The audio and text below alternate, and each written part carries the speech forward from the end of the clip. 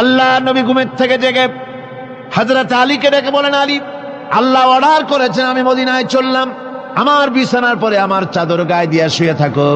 হযরত আলী বলেন, আল্লাহর হাবিব, আপনার চাদর গায়ে দিয়ে ঘুমিয়ে থাকবো।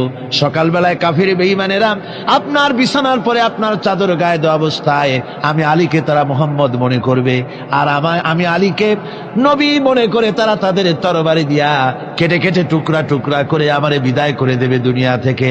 এতটুকুনো পরোয়া করি না, বরং আমার দিলের মধ্যে এটাই তৃপ্তি থাকবে যে আমি আলীর জীবনের বিনিময় আল্লাহর হাবিব দুনিয়ায় বেঁচে আছেন। নবীজি ঘরের থেকে বেরোলেন, চতুর্দিকে কাফেররা দাঁড়ানো। আল্লাহ নবী হাতে এক মুষ্টি বালু হাতে নিয়ে শাহ হাতেল বজু পরে 3 বার দম করে বালুগুলো ছেড়ে দিলেন। বালিগুলি ঘরের চতুর্দিকে কাফেরদের চোখে চলে গেল।